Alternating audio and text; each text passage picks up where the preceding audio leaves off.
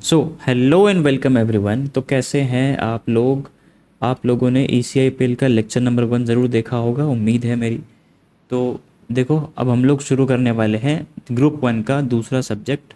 Group 1 का पहला subject, हमारे बैच का दूसरा सब्जेक्ट, जो कि होगा jurisprudence, interpretation and general laws, जिसे हम कहते हैं JIGL, जो कि पेपर नंबर 1 है मॉड्यूल 1 का।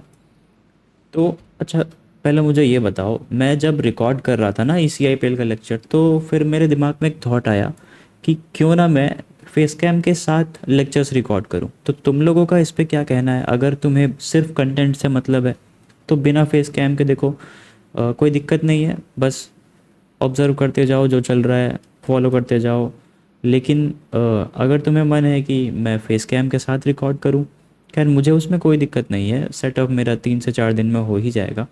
तो कमेंट करके बता देना कि अगले लेक्चर्स तुम्हें कैसे चाहिए।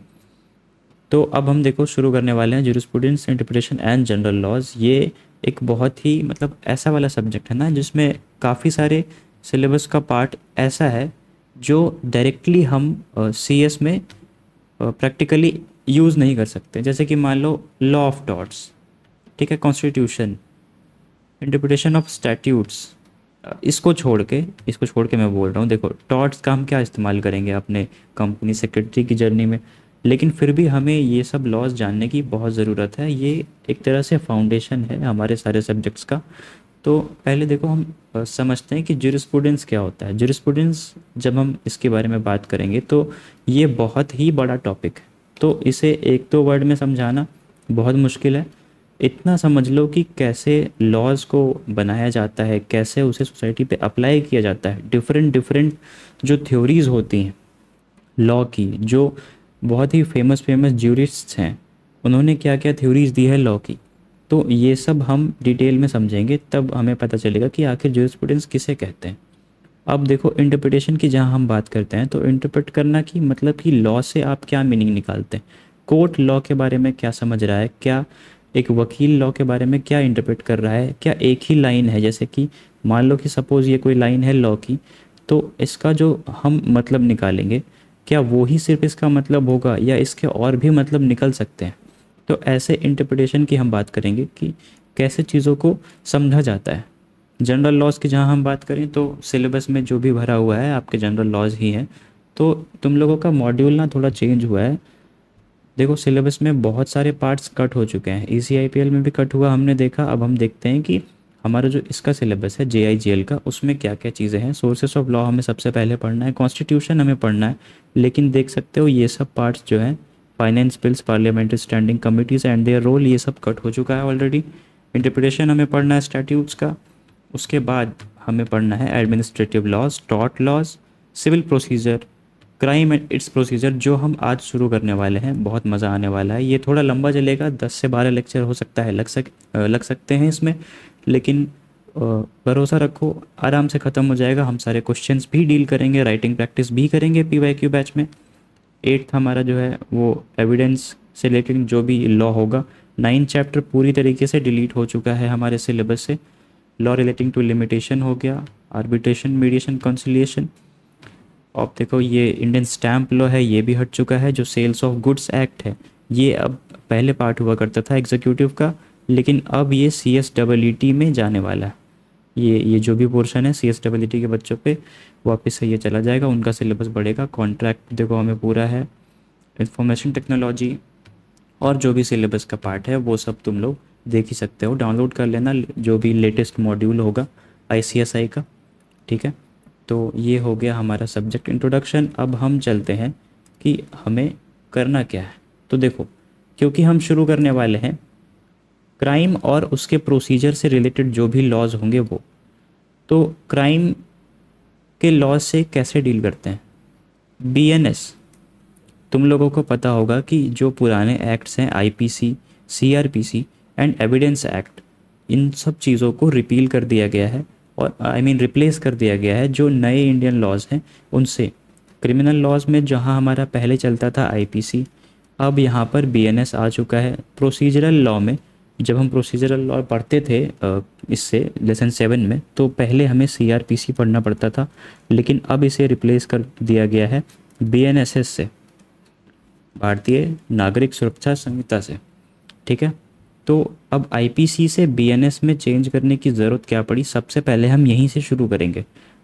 अब जो लॉ का बेसिक्स है वो मैंने ईसीआईपीएल में ऑलरेडी पढ़ा दिया है, तो वहाँ से देख सकते हो कि जो जो बहुत ज़्यादा ही बेसिक्स हैं लॉ के, वो क्या है। अगर तुम पहली बार ही जीवन में कोई लॉ पढ़ रहे हो, ऐसा कभी हुआ तो होगा नहीं, क्योंकि तुम लोग ज़रूर ग्रेजुएटेड, आई मीन ग्रेजुएशन वाले बंदे होगे, या तो फिर सीएचडब्ल्यूटी करके आए होगे, तो वहाँ तुम्हें बेसिक तो पढ़ा ही दिया गया होगा।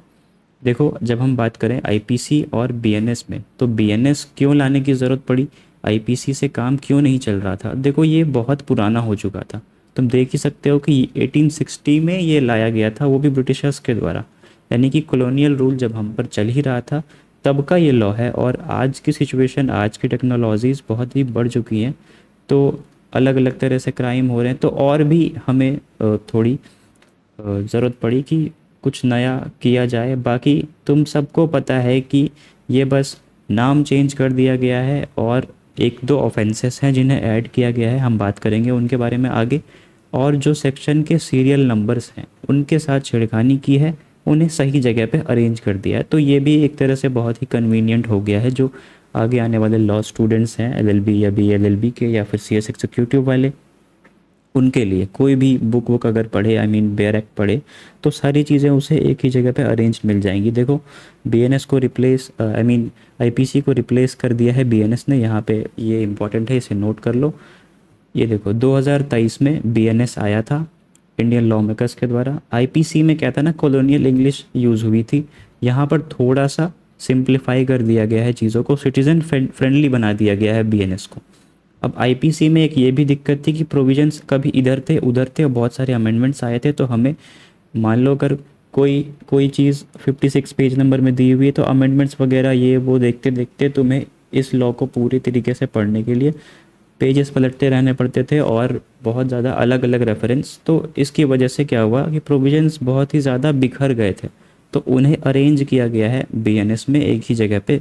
मान लो अगर कोई रिलेटेड है ऑफेंस ऑर्गेनाइज्ड क्राइम वगैरह से, तो सारी चीज़ें एक ही जगह पे लिखी हुई है, जैसे कि उसके क्या प्रोविजंस होंगे, क्या उसकी पनिशमेंट होगी, और जो भी उससे रिलेटेड टॉपिक्स हैं वो। अब एक चीज़ नई आई है यहाँ पर बीएनएस में, कम्युनिटी सर्विस आई है बीएनएस में, इसे पहले रिकॉग्नाइज नहीं किया गया था आईपीसी में। ये एक तरह की पनिशमेंट है, नई तरह की पनिशमेंट है। जब हम पनिशमेंट के बारे में पढ़ेंगे तो हम इसे डिटेल में डिस्कस करेंगे, अभी इस पर बात करने का कोई मतलब नहीं बनता है, ठीक है। देखो, और एक दिक्कत थी कि इसमें मेंशन नहीं किया हुआ था कि कोई भी अगर प्रोसीजर वगैरह चल रहा है तो क्या डेडलाइंस होंगी, जबकि बीएनएस में ये बताया गया है कि 90 डेज़ के अंदर इन्वेस्टिगेशन होनी चाहिए। और भी देखो बहुत कुछ चेंजेस हुए हैं, जैसे कि मान लो एडल्ट्री, यानी कि अगर आपका स्पाउस जीवित है लेकिन फिर भी आप वॉलेंटरली अपनी मर्ज़ी से किसी और पार्टनर के साथ कोहैबिटेट करते हो, आई मीन सेक्सुअल रिलेशनशिप में इन्वॉल्व होते हो, तो वो पहले आईपीसी में एक क्राइम था, लेकिन बीएनएस में उसे ह्यूमन राइट्स में लेकर उसे क्राइम क्रिमिनलाइज नहीं किया गया। तो ऐसे बहुत सारे चेंजेस हैं जो हम टाइम टू टाइम पढ़ते जाएंगे। अब जो तुम्हारे लिए जो इम्पोर्टेंट है एग्ज़ाम पॉइंट ऑफ व्यू से, वो ये वाला पॉइंट है कि बीएनएस कब इन्फोर्स हुआ था, तो 1 जुलाई 2024 से बीएनएस इन्फोर्स हुआ था, ठीक है। आगे बढ़ते हैं। सबसे पहले देखो, पहले हम ये समझते हैं कि लॉ दो तरीके से यहाँ हमें बताया गया है, एक ही चैप्टर में हमें दोनों लॉ पढ़ना है, सब्सटैंटिव लॉ भी और प्रोसीजरल लॉ भी। तो सब्सटैंटिव लॉ किसे कहते हैं, तो वैसे वाले लॉज जहाँ पर राइट्स, ड्यूटीज़ और पनिशमेंट्स बताए गए हों किसी भी चीज़ से रिलेटेड, तो वो सब्सटैंटिव लॉ होगा। जैसे कि बीएनएस है, तो बीएनएस में तुम्हें जो भी मान लो अगर थेफ्ट के बारे में बताया गया है, तो थेफ्ट क्या है ये तुम्हें बताया गया, थेफ्ट की पनिशमेंट्स क्या है ये भी तुम्हें बताया गया। तो ये एक तरह से सब्सटैंटिव लॉ है। और जहाँ हम बात करें प्रोसीजरल लॉ की, तो हमें ये नाम से ही समझ में आता है कि ये लॉ प्रोसीजरल यानी कि किसी प्रोसेस की बात कर रहा है। तो वैसे लॉ जो सब्सटैंटिव हैं वो कैसे इन्फोर्स होंगे वो बताता है प्रोसीजरल लॉ। जैसे कि जो हम चैप्टर 7 में पढ़ने वाले हैं, जो बीएनएस हम पढ़ेंगे, बीएनएस के प्रोविजंस पढ़ेंगे। प्रॉपर हम बीएनएस में पूरा नहीं पढ़ना है, जो भी रिलेटेड थोड़े बहुत कॉमन चीज़ें होंगी जो जानने की ज़रूरत होंगी वो हम पढ़ेंगे, और उसे कैसे अप्लाई करें ये बीएनएसएस में बताया गया है। यानी कि क्रिमिनल प्रोसीजरल, जैसे पहले था सीआरपीसी, ठीक है। तो इसका फुल फॉर्म था क्रिमिनल प्रोसीजर कोड। अब यह है भारतीय नागरिक सुरक्षा संहिता। तो इसके बारे में हम पढ़ेंगे, ये इसका एग्जाम्पल हो गया प्रोसीजरल लॉ का। नोट करना चाहो तो नोट कर लो, नहीं तो स्क्रीनशॉट ले लो पॉज करके, ठीक है। देखो अब क्राइम के बारे में जब हम बात करेंगे, सबसे पहले ये चीज़ समझो, तुम लोगों को ये पता है कि रॉन्ग क्या होता है, ठीक है। क्राइम के बारे में बात करने से पहले हम बात करते हैं कि एक रॉन्ग क्या होता है। देखो अगर बेसिक हम मीनिंग समझें, अगर किसी नॉर्मल इंसान से पूछो तुम, ना कि तुम जैसे पढ़े लिखे और फिर लॉ स्टूडेंट्स के, तो नॉर्मल इंसान क्या बताएगा कि क्राइम क्या हो सकता है। वैसी चीज़ें जो सोसाइटी की नज़र में जो भी चीज़ें रॉन्ग होगी, गलत होगी, वो बताएंगे कि ये क्राइम है। वो तो नहीं बताएंगे ना कि प्रोविजंस क्या है और कैसे ये रॉन्ग है, क्यों ये रॉन्ग है, क्या इसकी सज़ा है। जैसे मान लो अगर अगर किसी बुजुर्ग से पूछो, तो उसे पूछो कि क्या चोरी क्राइम है, तो वो बताएंगे कि हाँ क्राइम है। उनकी नज़र में और भी चीज़ें गलत होगी, चोरी के अलावा और भी चीज़ें गलत होगी, जैसे कि फीमेल्स का घर से बाहर जाना, ठीक है। तो हर वो चीज़ जो सोसाइटी की नज़र में गलत है वो क्राइम नहीं है। हम बस जनरल मीनिंग ले रहे हैं कि क्राइम को आखिर मतलब लाया कैसे गया, नियम वगैरह बनने शुरू कैसे हुए। तो सोसाइटी ने जो जो चीज़ें गलत समझी उसे उसे वो क्राइम बताते गए। अब क्राइम क्या है ये हम ऊपर बात करेंगे, आगे बात करेंगे, आगे के लेक्चर्स में बात करेंगे। लेकिन अभी तुम लोग इतने मैच्योर हो कि तुम जानते हो कि मैं क्राइम से किस बारे में बात कर रहा हूँ। तो जैसे जैसे टाइम इवॉल्व हुआ, ठीक है, वैसे वैसे क्राइम का मीनिंग चेंज होते गया। पहले जो चीज़ें क्राइम थी वो क्राइम आगे चल के नहीं हुई, या फिर ऐसा हुआ कि जो भी नई नई चीज़ें आने लगी वो भी हम क्राइम में इंक्लूड करते गए। तो क्राइम की जब हम बात कर रहे हैं तो हम सोसाइटी की क्यों बात कर रहे हैं। जैसे कि मान लो अगर एक चोर है, ठीक है, एक चोर है, ये कोई पर्टिकुलर पर्सन है, ये बहुत अमीर है, ठीक है, इसके घर में वो चोर घुसता है और इससे आई मीन इसके घर से चोरी करता है। तो ये तो इसका नुकसान हुआ ना, इसके घर पे चोरी हुई। तो यहाँ हम पूरी सोसाइटी को क्यों इंक्लूड कर रहे हैं, हम ये क्यों बोल रहे हैं कि क्राइम कोई ऐसा रॉन्ग है जो सोसाइटी के टुवर्ड्स किया जाता है। देखो अगर सपोज़ करो कि ए और बी के बीच में एक कॉन्ट्रैक्ट है, ठीक है, कोई भी कॉन्ट्रैक्ट है, contract of selling 2 ton rice to be at ₹100 per KG, ठीक है। तो बी ने ए को पैसे दे दिए, लेकिन ए ने सामान इसे नहीं दिया बी को, तो ये फुलफ़िल नहीं हुआ। तो अब नुकसान यहाँ पे किसका हुआ, बी का नुकसान हुआ। अब बी जाएगा कोर्ट में, ठीक है। अब जो केस बनेगा वो कैसे बनेगा, बी वर्सेस ए, ऐसे वो केसेस बनेंगे। जब हम इस केस को रेफ़र करेंगे तो हम ऐसे बात करेंगे कि बी वर्सेस ए के केस में ये हुआ था। लेकिन तुम लोगों ने कभी नोटिस किया है कि जब भी किसी क्रिमिनल केस की बात होती है, जैसे मान लो कि चलो किसी का नाम ले लेते हैं, मान लो पीयूष है, ठीक है, पीयूष ने किसी के घर पे आग लगा दी, ठीक है, उसे टॉर्च कर दिया। अब ये एक्स बंदा है, ये क्या करेगा, डायरेक्ट तो कोर्ट जाएगा नहीं, वरना ये जैसे मान लो जैसे यहाँ पे हुआ, बी कोर्ट गया, बी ने ए की शिकायत करी, तो ऐसे केस बना कि बी वर्सेस ए। लेकिन जब यहाँ पे प्रोसीजर चलेगा तो ये सबसे पहले क्या करेगा, पुलिस के पास जाएगा, या फिर जो भी अथॉरिटीज़ होंगी, जो भी लॉफुल अथॉरिटीज़ होंगी इनके देश में या फिर इनकी जगह पे, वहाँ पे वो जाएगा। तो केस कैसे बनता है, यहाँ पे टाइटल क्या होता है केस का, नोटिस किया होगा तुम लोगों ने कि पीयूष वर्सेस स्टेट ऑफ। अब जो भी स्टेट होगा, या फिर अगर देखो जैसे मान लो कि स्टेट ऑफ महाराष्ट्र ले लेते हैं, ठीक है। तो जबकि नुकसान यहाँ पे किसका हुआ, एक्स का ही हुआ, तो स्टेट को इन्वॉल्व होने की यहाँ पे क्या ज़रूरत थी। यहाँ देखो किसका नुकसान हुआ, यहाँ नुकसान हुआ बस बी का। तो बी जब इस मामले में गया था तो यहाँ पे केस बी वर्सेस ए बना था, लेकिन यहाँ पे Piyush versus state of Maharashtra क्यों बना। इस चीज़ से तुम लोग बिल्कुल परिचित होगे, बहुत सारे लोगों को ये पता होगा, लेकिन जो नहीं जानते हैं वो अभी सीख लें, ठीक है। देखो स्टेट को हम स्टेट कमाता कैसे है, उसकी रेवेन्यू कैसे होती है, उसके पास पैसे कहाँ से आते हैं, जो स्टेट डेवलपमेंट करता है। चलो डेवलपमेंट तो मजाक ही हो रहा है आजकल, डेवलपमेंट तो हो नहीं रहा है, लेकिन फिर भी अब किताबों में लिखा है तो हम पढ़ते हैं। देखो स्टेट को रेवेन्यू मिलता है टैक्स से, और भी अलग अलग सेस वगैरह, जो भी सरचार्जेस वगैरह, ठीक है, ये सब हम पढ़ेंगे आपके टैक्सेशन में, ठीक है। सरचार्जेस, एक सेकेंड, और भी जो भी अलग अलग तरीके हैं। तो ये जो भी रेवेन्यू स्टेट कमाता है, किससे कमाता है, पब्लिक से। तो पब्लिक क्या पागल बैठी है क्या कि स्टेट को टैक्स दे रही है, सेस दे रही है, सरचार्ज दे रही है, अलग अलग तरीके से स्टेट को पैसा पहुंचा रही है, तो बदले में स्टेट पब्लिक को कुछ तो देता होगा। तो स्टेट क्या देता है पब्लिक को, स्टेट प्रॉमिस करता है पब्लिक को कि हम आपको देंगे प्रोटेक्शन, ठीक है, हम आपके सोसाइटी में लाएंगे कंडक्ट ऑफ ह्यूमन बिहेवियर,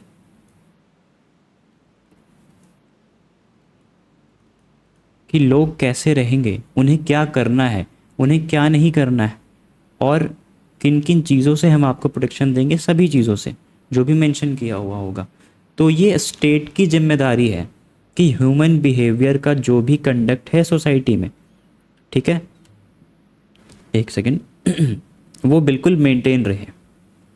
और स्टेट की जिम्मेदारी है आपको प्रोटेक्शन देना, क्योंकि स्टेट फेल हुआ किसी के घर को जलने से बचाने से, तो ये स्टेट की जिम्मेदारी है, ठीक है, कि वो उसके लिए लीगली फाइट करे। अब हम यहाँ पे सोसाइटी की बात क्यों कर रहे थे, ये देखो, ये जो पॉइंट मैंने लिखा है ना, वेट अ मिनट, ये जो पॉइंट है कंडक्ट ऑफ ह्यूमन बिहेवियर, ये क्या एक इंसान के बिहेवियर से बनता है, नहीं ना, ये सोसाइटी बनाती है।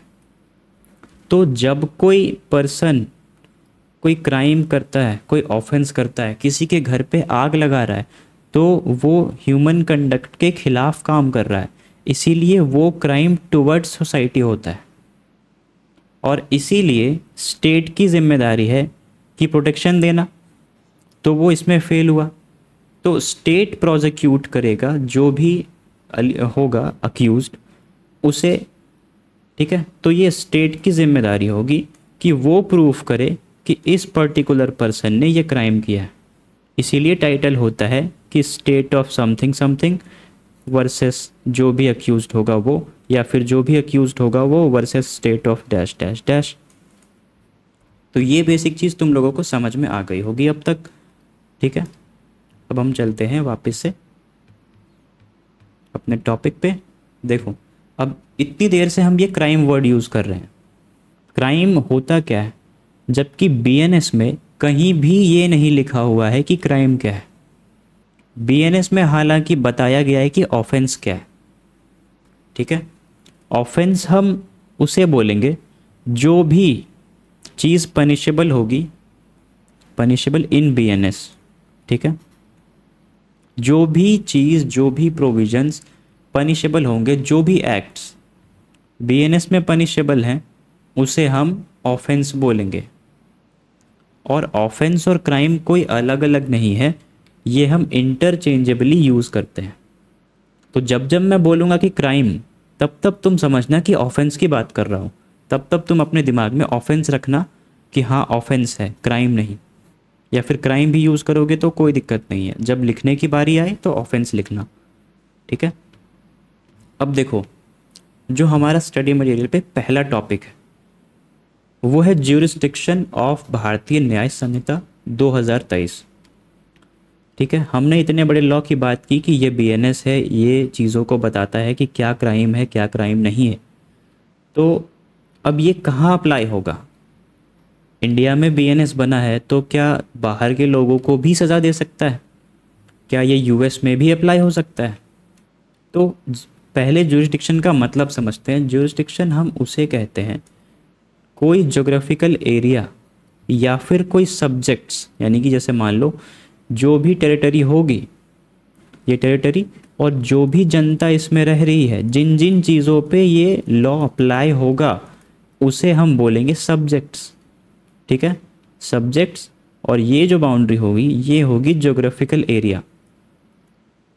तो ज्यूरिसडिक्शन में हमें समझना है कि किस ज्योग्राफिकल एरिया पे किन किन चीज़ों में ये लॉ अप्लाई हो रहा है, उस पर्टिकुलर एरिया और सब्जेक्ट्स को मिलाकर बनता है ज्यूरिसडिक्शन।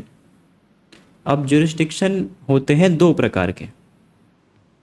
इससे पहले हम लेते हैं ढेर सारे एग्जाम्पल्स। तुम्हारे लिए एक क्वेश्चन है, देखो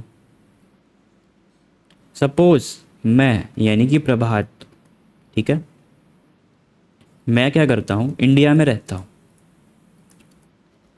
इंडिया में रहता हूँ, और एक मेरा दोस्त, मान लो कि अशोक मेरा दोस्त है, ये भी इंडिया में रहता है। ये एक दिन मेरे घर आता है, लेकिन मैं इसके पास देख लेता हूँ ढेर सारा कैश और आईफोन और ढेर सारी चीज़ें। तो मुझे बस लालच आ जाता है कि मैं क्या करता हूँ, अपने दोस्त को मार देता हूँ, ये सारी चीज़ें मेरी हो जाएगी, तो मैं इसे मार देता हूँ। ठीक है, तो क्या मुझ पे बीएनएस अप्लाई होगा? तुम्हें क्या लगता है, क्या मुझ पे बीएनएस अप्लाई होगा? क्या मैंने जो एक्ट किया वो बीएनएस के तहत पनिशेबल होगा? तो बिल्कुल हाँ, बीएनएस मुझ पे अप्लाई होगा, क्योंकि इंडिया में हूँ मैं, अशोक भी इंडिया में है, और मैंने इंडिया में ये मर्डर कर दिया, तो बीएनएस इंडिया का एक्ट है, तो ये अप्लाई होगा मुझ पे। अब इतना ही समझो, उसके बाद भी मैं तुम्हें एक क्वेश्चन करता हूँ। ठीक है, अभी हम इंट्रा टेरिटोरियल ज्यूरिसडिक्शन और एक्स्ट्रा के बारे में नहीं पढ़ रहे हैं। ठीक है, हमारे पास टॉपिक्स हैं, उससे पहले ही हम एग्जांपल्स देख रहे हैं। अब सपोज मैं अपने घर पे आराम से चिल कर रहा हूँ, ठीक है, कोई एक आता है पर्सन जिसका नाम जॉन है, ये मुझसे कहता है कि मैं अमेरिका से आया हूँ, ठीक है, मैं इंडिया का नहीं हूँ, ये इंडिया का नहीं है, लेकिन ये इंडिया आया है व्लॉगिंग करने के लिए। तो रात बहुत हो जाती है, तो ये कहता है कि मेरे मुझे शेल्टर दे दो, आज मुझे अपने ही घर पे रख लो। तो मैं क्योंकि बहुत अच्छा आदमी हूँ, है ना, तो मैं इसे अपने घर पे रख लेता हूँ, मैंने इसे शेल्टर दे दिया। अब क्या होता है, मौका देख के ये आदमी मेरी तिजोरी ढूंढने लगता है। अब तुम्हें तो पता ही है, पहले ही लेक्चर से तुम्हें पता है कि मैं 100 रुपये का मालिक हूँ। ठीक है, 100 रुपये हैं मेरे पास, 100 रुपये देख के किसी भी इंसान का जो ईमानदारी है, जो वहम है, बिल्कुल वो डगमगा सकता है। तो इसका भी वही हुआ, इसके साथ भी वही हुआ। ये मेरे 100 रुपये चुरा रहा था और उसी बीच मैंने इसे देख लिया। अब मेरे में कमी ये है ना कि मेरे में ताकत बिल्कुल नहीं। तो जॉन ने क्या किया, मुझे जान से मार दिया। ठीक है, मुझे एक पंच मारा, बस उतने में ही मेरी हवा निकल गई, तो मेरी हो गई मृत्यु। ये देखो मेरी जीभ निकल गई। चलो अच्छा ये छोड़ो, ड्राइंग मेरी बहुत ख़राब है वैसे। तो अब क्या होता है ना, तुम्हें क्या लगता है, ये इंसान तो इंडिया का नहीं है, ये तो बाहर से है, अमेरिका से है, तो क्या इस पे बीएनएस अप्लाई होगा?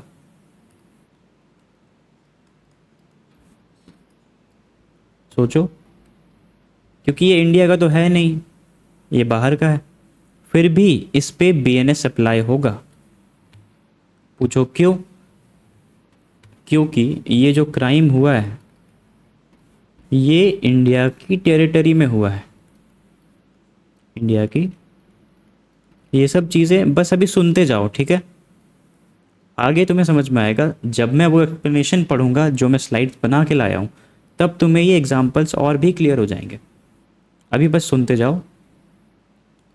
अब देखो तीसरा एग्जाम्पल, ठीक है? तीसरे एग्जाम्पल में क्या होता है कि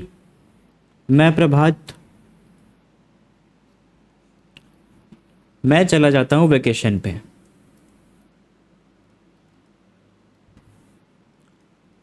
ठीक है? यूएसए की किसी भी कोई भी स्टेट में किसी बीच पे हूँ मैं, ठीक है? मैं वेकेशन पे हूँ, इंडिया में बिल्कुल नहीं हूँ, इंडिया में नहीं हूँ, यूएसए में हूँ। वहाँ के किसी सिटीज़न से मेरी लड़ाई हो जाती है।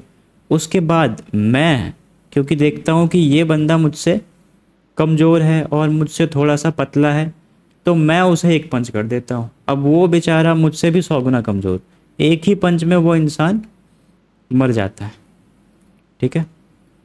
अब देखो ड्राइंग पे प्लीज़ शिकायत मत करना, ठीक है? मैं भी धीरे धीरे कोशिश कर रहा हूँ कि इम्प्रूव हो जाए। तो ये इंसान मर जाता है, मैं आ जाता हूँ वापस इंडिया। तो तुम्हें क्या लगता है ऐसी सिचुएशन में जब मैंने क्राइम, ठीक है, क्राइम इंडिया में नहीं किया, मैं तो बाहर गया था, यूएसए में किसी बंदे को मार के आया हूँ, तो इंडियन गवर्नमेंट को उससे क्या लेना देना? तो क्या अब यहाँ पे बीएनएस अप्लाई होगा? क्या मुझे ये मर्डर करने की सज़ा मिलेगी? तुम्हें क्या लगता है? सोचो, वीडियो पॉज करो, और अगर तुम्हें आंसर नहीं समझ में आ रहा है तो 1 मिनट सोच के देखो।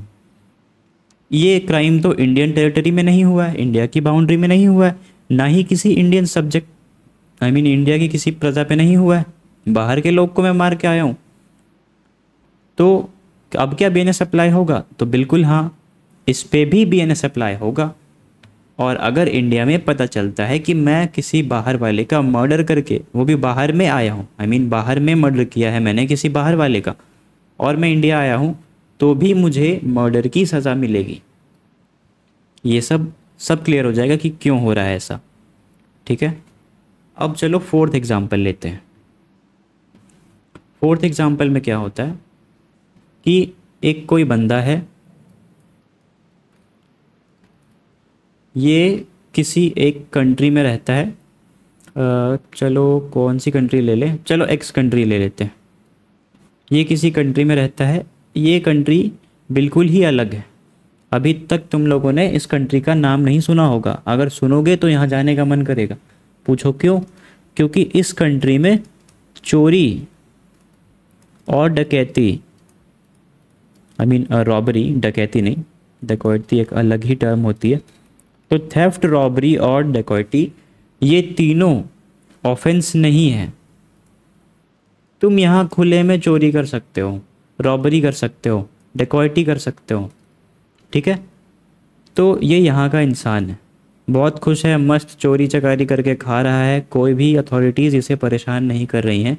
एक दिन इसके पास इतना सारा पैसा हो जाता है कि इसे अब मन करता है कि कोई मेरे घर पे चोरी ना कर ले, मैं चला जाता हूँ इंडिया, ठीक है? अभी भी ये सिटीज़न इस एक्स कंट्री का ही है, इंडियन सिटीज़न नहीं है, ये बस इंडिया आया ही था। अब ये पहला दिन था इसका इंडिया में, इंडिया के लोगों से ये तो परिचित है नहीं। अब ये क्या करता है, ये चोरी कर लेता है किसी रेस्टोरेंट में, और खुले आराम से जा रहा है, ये बंदा चोरी कर रहा है और ये रेस्टोरेंट का गेट है, धीरे धीरे आराम से चिल होके सनग्लासेस पहन के निकल रहा है। अब पीछे से पुलिस अथॉरिटीज़, जो कि कभी टाइम पे नहीं आती है, उस दिन इसकी किस्मत फूटी थी, जो पुलिस अथॉरिटीज़ टाइम पे आ गई और थेफ्ट के ऑफेंस के लिए इसे गिरफ्तार कर लिया।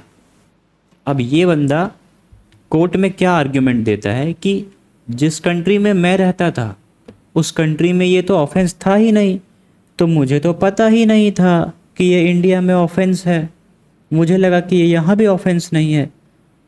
तो इस कंडीशन में क्या लगता, अब ये बेचारा देखो, तुम लोग भी जानते हो कि ये तो भोला भाला इंसान है ना, इसे तो सच में नहीं पता था, कोई अंदाज़ा नहीं था बेचारे को कि थेफ्ट और रॉबरी डकैती ये इंडिया में ऑफेंस है। तो अब क्या इस पे बीएनएस लगेगा? क्या लगता है तुम्हें? तो वीडियो को पॉज करो और सोचो, ठीक है, ज़्यादा टाइम मत लेना, बस 30 सेकंड सोचो, उसके बाद आंसर करो। अब क्या बीएनएस लगेगा? तो हाँ, इस पे बीएनएस लगेगा, इसकी बात भी हम करेंगे, ठीक है। अभी एग्जाम्पल सुना तुमने, अब इस पे भी बीएनएस लगेगा, ये याद रखना। जैसे जैसे हम वो थ्योरीज पढ़ते जाएंगे, बस मेरा एग्जाम्पल ख़त्म हो जाने दो, वैसे वैसे तुम्हें एक एक चीज़ दिमाग में चमकने लग जाएगी। ये ख़त्म हो गया। अब देखो, इस एग्जाम्पल को ध्यान से सुनना, ठीक है। अब क्या होता है, एक एक्स नाम का कोई पर्सन होता है, ये यूएसए का है, ठीक है। ये किसी यूएसए, कैसे बताऊं मैं, रुक जाओ, मुझे ज़रा 1 मिनट दो, मैं ज़रा सोच लूँ पहले।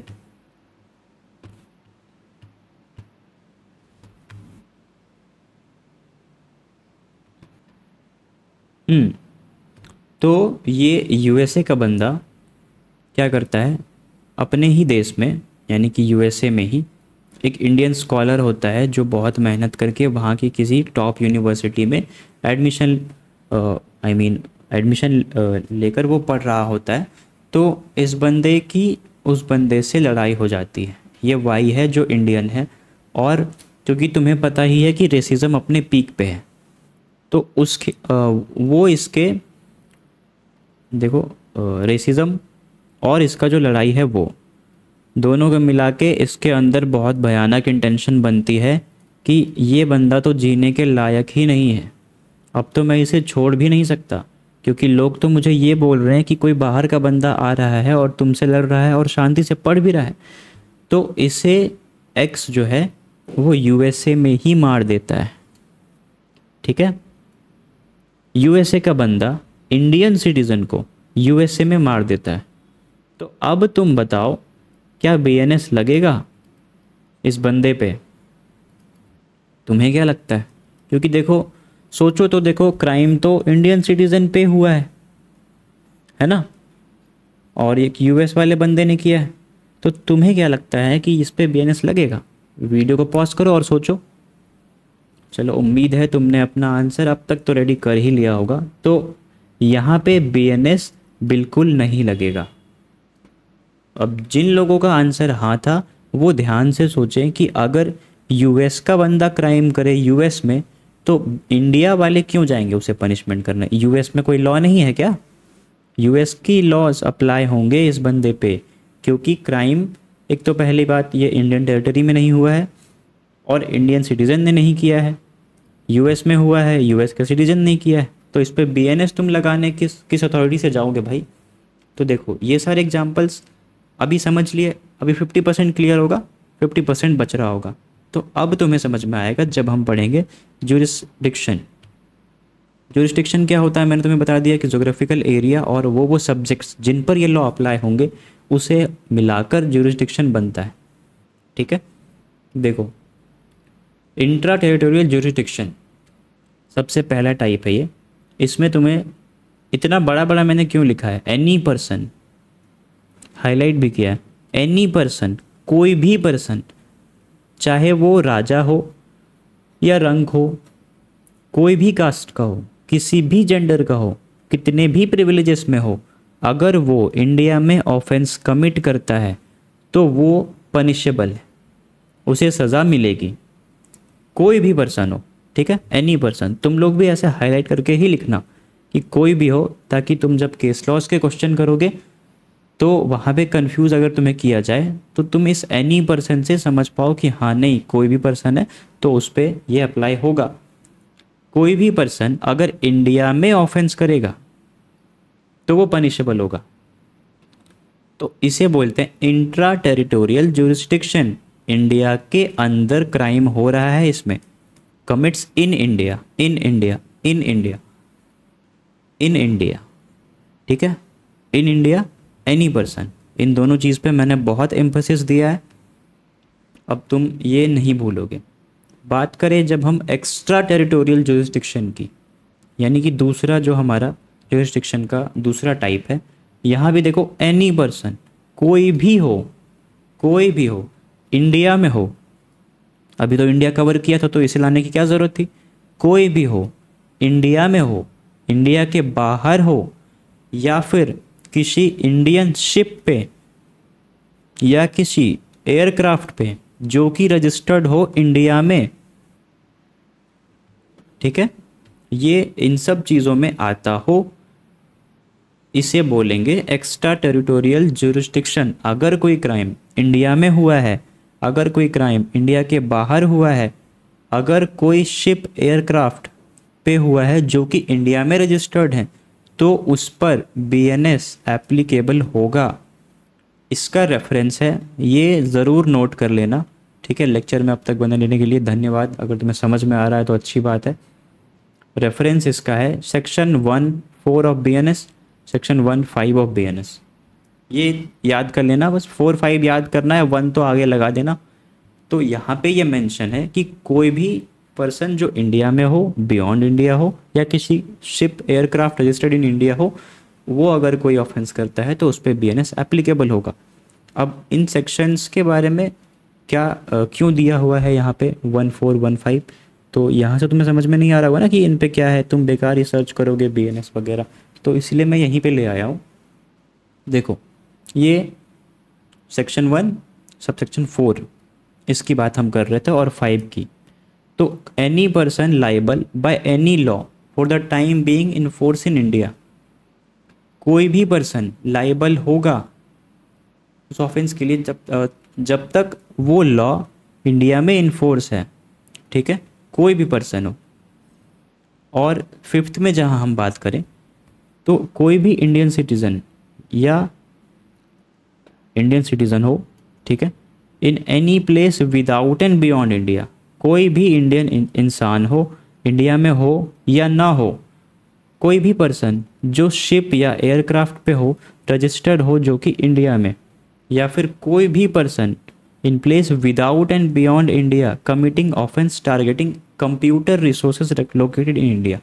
अब मान लो, देखो सबसे पहले कोई भी एक्स पर्सन है, यहाँ पे हम एग्जांपल लेते हैं, कोई भी एक्स पर्सन है जो कि चाइना में है, और ये वाई पर्सन जो कि इंडिया में है, इसके कंप्यूटर को चाइना से हैक कर रहा है, चाइना से उसमें मालवेयर्स वायरसेस भेज रहा है, तो एक्स भी इंडिया के जुरिस्डिक्शन में आ जाएगा और इस पे बीएनएस अप्लाई होगा एक्स्ट्रा टेरिटोरियल जुरिस्डिक्शन के प्रोविजंस के हिसाब से, ठीक है।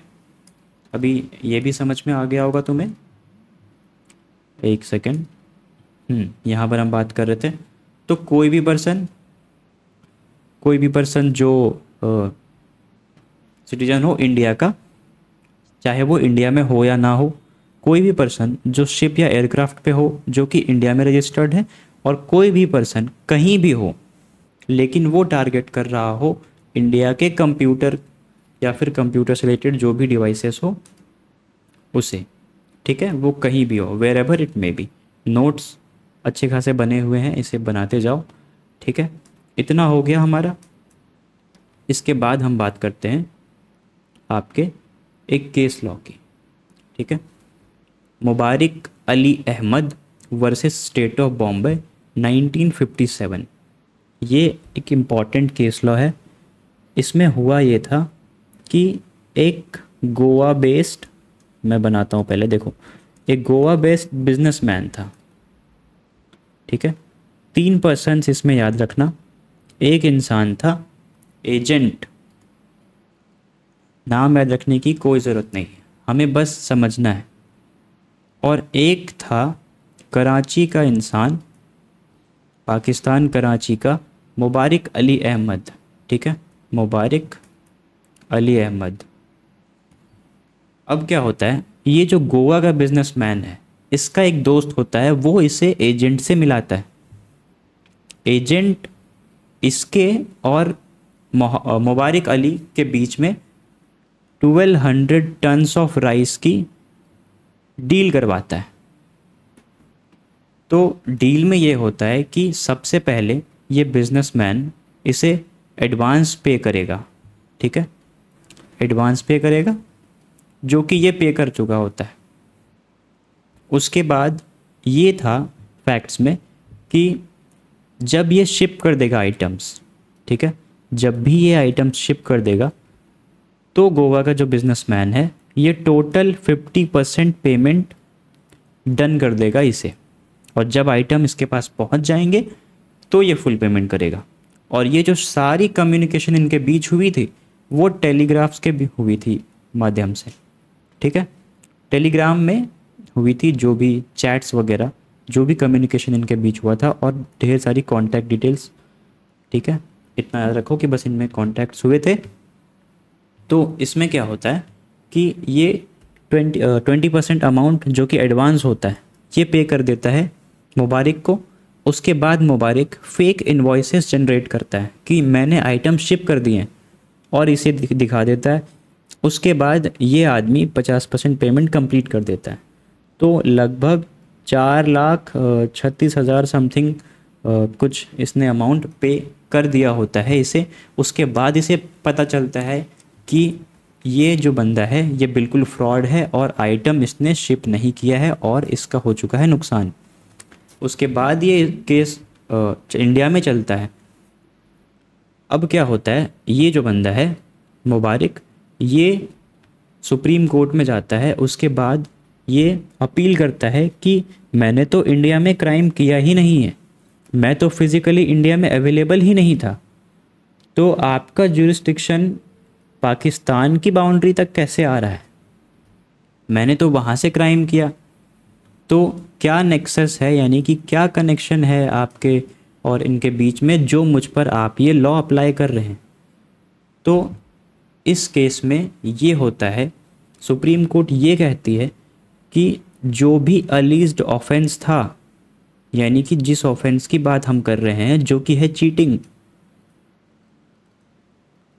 420 आईपीसी चीटिंग वगैरह, ठीक है, उसकी हम यहाँ पर बात कर रहे हैं। जो भी अलीज्ड ऑफेंस था, जो भी ऑफेंस इस पे लगाया गया था, चार्ज लगाया गया था, उसका सिग्निफिकेंट इफ़ेक्ट्स इंडिया में हुआ, यानी कि तुमने वहाँ से काम किया लेकिन वो इंडिया तक इफ़ेक्ट कर रहा है। गोवा के बिजनेसमैन, गोवा तो इंडिया में आता है, तो इसीलिए तुम्हारी फिज़िकल एब्सेंस कि तुम इंडिया में नहीं हो ये बिल्कुल कंसिडर नहीं किया जाएगा। और सेक्शन 3 और 4 आईपीसी के तहत, 3 में हम आईपीसी जब था हमारा तो 3 में इंट्रा टेरिटोरियल जुरिस्डिक्शन था, जो हमने पहले पढ़ा कि जो भी क्राइम होंगे अगर इंडिया में होंगे, कोई भी पर्सन करे तो वो पनिशेबल होगा। और 4 में हम बात करते हैं एक्स्ट्रा टेरिटोरियल जुरिस्डिक्शन की, जहाँ पर कोई भी पर्सन हो, ठीक है, कोई भी पर्सन हो। रुको मैं रेफ़र करवाता हूँ तुम्हें। कोई भी पर्सन हो, इंडिया में हो, इंडिया के बाहर हो, या इंडिया के शिप पे या एयरक्राफ्ट पे रजिस्टर्ड इन इंडिया, कुछ भी हो, कहीं भी हो, अगर एक्स्ट्रा टेरिटोरियल जुरिस्डिक्शन में आ रहा है, उसका इफ़ेक्ट अगर इंडिया में पड़ रहा है तो वो पनिशेबल होगा ही होगा। तो ये था ये केस लॉ। अब यहाँ पर हम बात करेंगे इसके बारे में, जो है इग्नोरेंशिया जूरिस नॉन एक्सक्यूसैट। ये एक लीगल मैक्सिम है,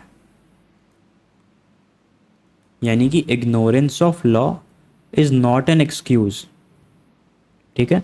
यानी कि अगर कोई, देखो एग्जांपल समझते हैं हम।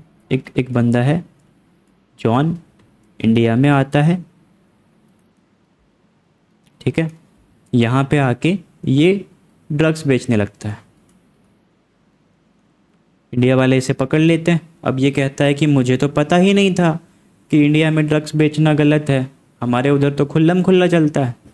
तो ये बिल्कुल भी जस्टिफाइबल नहीं है, क्योंकि अगर आप इंडिया में रह रहे हैं तो ये आपकी ज़िम्मेदारी है कि इंडिया के लॉज़ को जानें। इंडिया के लॉज़ की अनाउंसमेंट्स इंडिया में ही होंगी, ना कि बाहर भी बताया जाएगा कि इंडिया में क्या क्या लॉ है। तो आप ये डिफेंस बिल्कुल नहीं ले सकते हैं कि मुझे यहाँ का लॉ ही नहीं पता था। तो उम्मीद है आपको ये भी जो कंसेप्ट्स हैं ये क्लियर होंगे। एक बार हम रिवाइज़ कर लेते हैं। सबसे पहले हमने जाना कि आईपीसी और बीएनएस, इनकी क्या हिस्ट्री रही है, आईपीसी से बीएनएस क्यों रिप्लेस हुआ है, क्योंकि बीएनएस ने आईपीसी को क्यों रिप्लेस किया है। तो सबसे पहले आईपीसी जो है वो 1860 का था, बहुत पुराना हो चुका था, इसीलिए बीएनएस की ज़रूरत थी। आईपीसी में थोड़े कॉलोनियल इंग्लिश की यूज़ हुई थी, यहाँ पे थोड़ा सिंप्लीफाई कर दिया गया है, प्रोविजंस बहुत इधर उधर थे इसमें अरेंज कर दिया गया है। कम्युनिटी सर्विस, जिसके बारे में हम आगे बात करेंगे, ये एक पनिशमेंट का नया फॉर्म है जो कि बीएनएस में आया है, और इसमें कोई डेडलाइंस नहीं थी, इसमें डेडलाइंस और मैंडेट्स वगैरह आए हुए हैं। और कुछ कुछ ऐसे ऑफेंसेस हैं जो नए इंट्रोड्यूस किए हैं, जैसे कि ऑर्गेनाइज्ड क्राइम, और पहले आईपीसी में एडल्ट्री जो है, एडल्ट्री एक ऑफेंस हुआ करता था। एडल्ट्री में ये था कि आप, अगर आपका स्पाउस जीवित है लेकिन फिर भी आप किसी अन्य लोग के साथ सेक्सुअल इंटरकोर्स में इन्वॉल्व हो रहे हैं तो आप क्राइम कर रहे हैं। लेकिन बीएनएस में उसे ह्यूमन राइट्स के तहत एडल्ट्री को क्राइम नहीं माना गया है। फिर हमने पढ़ा कि लॉ दो प्रकार के हैं, सब्सटैंटिव लॉ, प्रोसीजरल लॉ। तो लॉ क्या है, राइट्स क्या है, उसके ड्यूटीज़ क्या है, पनिशमेंट क्या है, ये सब बताने वाले लॉ उसे सब्सटैंटिव बोलते हैं। और लॉ को अप्लाई करने की चीज़ें जहाँ लिखी हुई है, यानी कि लॉ को कैसे अप्लाई करना है, अगर ये सब्सटैंटिव लॉ है तो इसे कैसे यूज़ करें, तो इसे हम बोलेंगे प्रोसीजरल लॉ। क्राइम क्या होता है, ऑफेंस क्या होता है, तो क्राइम और ऑफेंस एक ही चीज़ है। क्राइम के बारे में स्पेसिफिकली बताया नहीं गया है, लेकिन ऑफेंस को डिफाइन किया गया है सेक्शन 224 में कि वैसी चीज़ जो पनिशेबल हो बीएनएस के अंडर, उसे हम क्राइम बोलेंगे। ठीक है, और क्राइम को और ऑफेंस को ऑफेंस बोलेंगे, तो क्राइम और ऑफेंस दोनों इंटरचेंजेबली यूज़ कर सकते हैं हम। अब हमने पढ़ा ज्यूरिसडिक्शन क्या होता है, ज्योग्राफिकल एरिया या वैसे सब्जेक्ट्स जिन पर ये लॉ अप्लाई होता है, इन्हें मिलाकर बनता है ज्यूरिसडिक्शन। हमने पढ़ा कि इंट्रा टेरिटोरियल ज्यूरिसडिक्शन क्या होता है, जब कोई भी पर्सन कमिट ऑफेंस करता है इंडिया में तो वो पनिशेबल है, इसे बोलते हैं intra territorial jurisdiction. Extra territorial में हमने पढ़ा कि कोई भी पर्सन इंडिया में हो या बाहर हो, कोई भी शिप हो, एयरक्राफ्ट हो, रजिस्टर्ड हो इंडिया में, यहाँ पर कोई भी ऑफेंस करता है तो वो एक्स्ट्रा टेरिटोरियल ज्यूरिसडिक्शन में आता है। हमने ढेर सारे एग्जांपल्स देखे, आप वो एग्जांपल एक बार क्लियर कर लीजिएगा। तो अगर आपको ये इंट्रा और एक्स्ट्रा वाले कंसेप्ट क्लियर नहीं हैं तो मेरे हिसाब से अब तक तो ये क्लियर हो चुके होंगे, मैंने ढेर सारे एग्जांपल्स दिए। फिर हमने बात की Mubarak Ali Ahmad versus state of Bombay में, जहाँ पर कोई गोवा का बिजनेसमैन था जिसे एक एजेंट ने कांटेक्ट करवाया कराची वाले से, इसने इसे चूना लगा दिया, इसके साथ हो गई 420। अब ये सुप्रीम कोर्ट में ये जो मुबारिक अली अहमद था ये कह रहा था कि नहीं, मुझ पे इंडिया के चार्जेस क्यों लग रहे हैं, तो कराची में रह रहा था मैं, इंडिया पे कोई इफ़ेक्ट नहीं हुआ है, कराची से मैंने क्राइम किया है, इंडिया में मेरी कोई फिजिकल प्रेजेंस नहीं थी, तो इंडिया की तो जुरिस्डिक्शन ही नहीं है कि मुझ पे ट्रायल चला सके। लेकिन ये सुप्रीम कोर्ट ने ये बताया कि जो भी अलीज्ड ऑफेंस थे इसके इफ़ेक्ट सिग्निफिकेंट्स थे इंडिया में, और जो फिजिकल एब्सेंस का आप बहाना दे रहे हो ये नहीं कंसिडर किया जाएगा कि आप वहाँ थे या यहाँ थे, आपने जो भी क्राइम किया है उसका इफ़ेक्ट, जो मेन चीज़ है, जो इफ़ेक्ट है उसका, वो इंडिया में पड़ा है। और फिर हमने पढ़ा कि ignorance of law is not an excuse. अगर कोई भी बात है, आप ऑफेंस कर रहे हैं इंडिया में, तो आप कभी भी किसी भी केस में, भले ही ये कॉन्ट्रैक्ट में हो, सिविल में हो, या फिर मतलब क्रिमिनल रॉन्ग में हो, क्रिमिनल ऑफेंस में हो या सिविल रॉन्ग्स में हो, आप ये डिफेंस कभी नहीं ले सकते हैं कि इग्नोरेंस कि मुझे लॉ नहीं पता था। अब आगे के लेक्चर्स में हम पढ़ेंगे कि जो भी extra territorial jurisdiction inter territorial jurisdiction है, इसके भी कुछ एक्सेप्शंस हैं, कुछ ऐसी पोजीशंस हैं जहाँ पर ये सब चीज़ें अप्लाई नहीं होती है। तो उम्मीद है आप सबको क्लियर होगा। अब हम जो अगली वीडियो हमारी आएगी उसमें हम ये समझेंगे PYQ। मैं देखता हूँ अगर इन सब टॉपिक से रिलेटेड मुझे PYQs मिल गए तो मैं PYQ की लेक्चर भी अपलोड कर दूँगा। बाकी उम्मीद है आप लोगों को लेक्चर पसंद आया होगा। दोस्तों के साथ अपनी ये वीडियो शेयर कर दें, लाइक कर दें, सब्सक्राइब कर दें। अपने पेरेंट्स का ख्याल रखें, अपना ख्याल रखें। मिलता हूँ आपसे अगली वीडियो में। Thank you.